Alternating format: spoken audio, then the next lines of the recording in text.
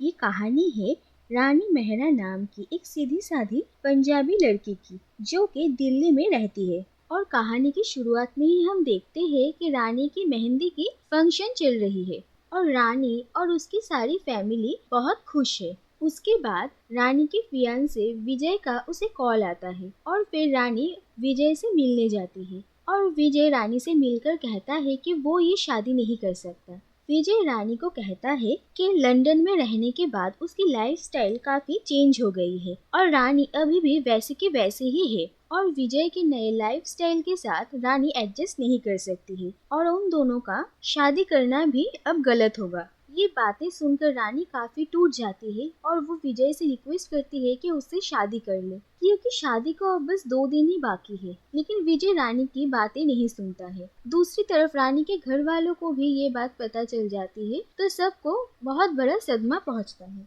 और रानी वापस घर आकर खुद को एक कमरे में बंद कर लेती है। और फिर रानी को विजय के साथ बिताए हुए पुराने दिनों की याद आती है, कैसे विजय ने उसे प्रपोज किया था और उन दोनों की सभी पुरानी यादें। रानी का हमेशा से ही सपना था कि वो अपने हनीमून पर पेरिस जाएगी और विजय के साथ शादी होने के बाद भी रानी और विजय पेरिस और वहाँ से एम्स्टर्डम अपने हनीमून के लिए जाने वाले थे। एक दिन बाद रानी अपने कमरे से बाहर निकलती है और उसके बाद वो अपने पेरेंट्स से कहती है कि वो अपने हनीमून के लिए जाना चाहती है। पहले तो उन लोगों को लगता है कि रानी को अकेले पेरिस जाना नहीं चाहिए, लेकिन फिर उसके पापा को लगता है कि इस ट्रिप से शायद उसका मन खुश हो जाए और वो थोड़ी नॉर्मल हो, इसीलिए वो लोग उसे परमिशन दे देते हैं। उसके बाद रानी पेरिस आती है और वो जिस होटल में ठहरी थी वहाँ पर वो विजय लक्ष्मी नाम की एक लड़की से मिलती है, जो कि उसी होटल में काम करती है। विजय लक्ष्मी एक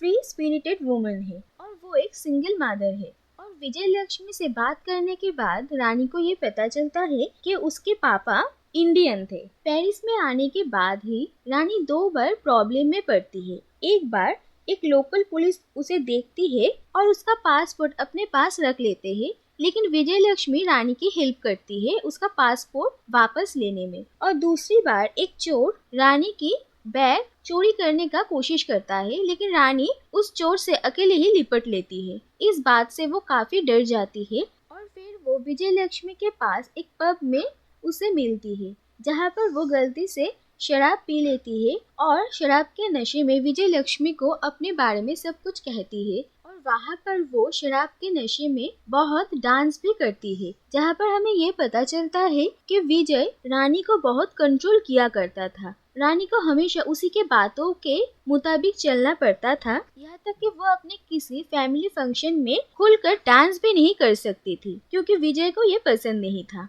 उसके बाद रानी विजय लक्ष्मी के साथ पेरिस घूमती है और रानी काफी एंजॉय करती है और विजय लक्ष्मी और रानी दोनों काफी अच्छे दोस्त बन जाते हैं। इसी बीच एक बार विजय लक्ष्मी रानी को शॉपिंग के लिए लेकर गई थी, जहाँ पर विजय लक्ष्मी के जोर करने पर रानी कुछ रिवीलिंग आउटफिट पहनती है और फोटो खींचकर विजय लक्ष्मी को सेंड करने जाती है, लेकिन विजय लक्ष्मी का नाम विजय के नाम पर सेव किया था तो गलती से रानी का वो फोटो रानी के फियांसे विजय के पास चली जाती है और रानी को इन आउटफिट में देखकर विजय का उस पर फिर से इंटरेस्ट आ जाता है। दूसरी तरफ रानी को भी अब पेरिस से एम्स्टर्डम के लिए निकलना था और उसके बाद विजय लक्ष्मी और रानी एक दूसरे को अलविदा कहते हैं और विजय लक्ष्मी रानी से प्रॉमिस करती है कि वो इंडिया उसे मिलने आएगी। और एम्स्टर्डम जाने के वक्त ट्रेन में रानी को विजय का कॉल आता है, लेकिन रानी उसका कॉल काट देती है।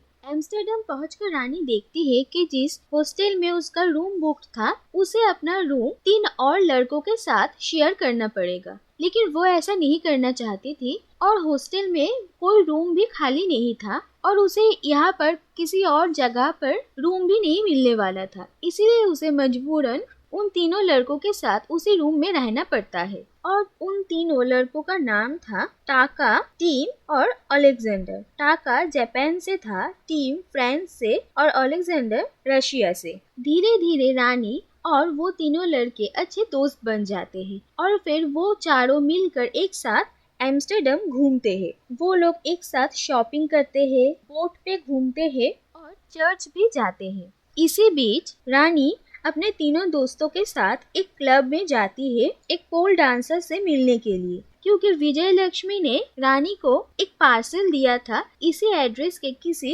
रॉक्सिट नाम के लड़की को देने के लिए, और जहाँ पर रानी को पता चलता है कि उसका असली नाम रुखसार है और वो पाकिस्तान से है और घर में पैसे कमाने वाली वो एक ही है, इसीलिए अपने फैमिली को सपोर्ट करने के लिए उसे क्लब में काम करना पड़ता है। और विजय लक्ष्मी उसकी दोस्त है और विजय लक्ष्मी का एड्रेस ही उसके घर वालों के पास है। उसके बाद रानी को अलेक्जेंडर से ये पता चलता है कि टाका ने जापान के सुनामी में अपने पेरेंट्स, जॉब, घर सब कुछ खो दिया है और अलेक्जेंडर और टीम ही अब उसके अपने हैं। उसके बाद रानी को एक इटालियन होस्ट और रेस्टोरेंट ओनर एक कुक ऑफ इवेंट में पार्टिसिपेट करने के लिए कहता है, क्योंकि इससे पहले उस आदमी के साथ रानी का इंडियन खाने को लेकर थोड़ा बहस हो गया था और अब वो इटालियन होस्ट रानी को ये साबित करने के लिए कहता है कि इंडियन खाना बेस्ट है। इसीलिए रानी इस कुक ऑफ इवेंट में पार्टिसिपेट करने के लिए तैयार हो जाती है और वहाँ पर अपने तीनों फ्रेंड्स की मदद से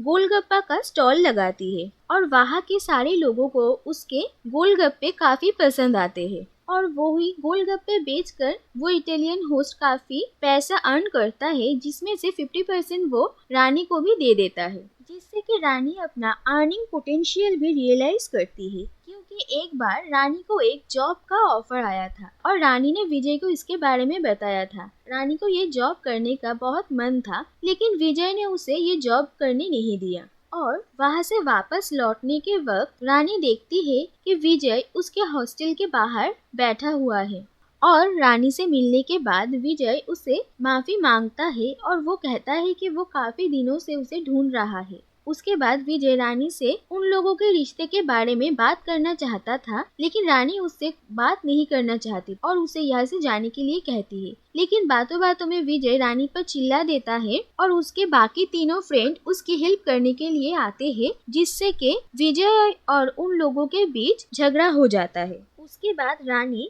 विजय को बाद में मिलने का प्रॉमिस करके उसे वहाँ से भेज देती है। उसके बाद टीम उन चारों के लिए एक कॉन्सर्ट का टिकट्स लेकर आता है और वहाँ से ही वो लोग वापस चले जाएंगे, लेकिन रानी उन लोगों से कहती है कि वो विजय से मिलने जाने वाली है और उसके बाद रानी विजय से मिलने के लिए आती है, लेकिन विजय उसके 3 लड़कों के साथ रहने में और उसके नए लाइफस्टाइल को लेकर उसे काफी कुछ सुनाने लगता और उससे कहता है कि वो इन फॉरेनर्स को नहीं जानती है और विजय रानी को कहता है कि वो उसे माफ कर दे और उससे शादी कर ले। लेकिन फिर रानी विजय को कहती है कि वो दिल्ली जाकर उससे इस बारे में बात करेगी। फिलहाल उसे उसके फ्रेंड्स के पास जाना है, क्योंकि वो इसके बाद उन लोगों से फिर कब मिलेगी वो पता नहीं। और फिर वो वहाँ से उसी कॉन्सर्ट में जाती है और अपने फ्रेंड्स से एक आखिरी बार मिलती है और फिर वो चारों मिलकर काफी एंजॉय करते हैं और फिर वो तीनों वहाँ से चले जाते हैं।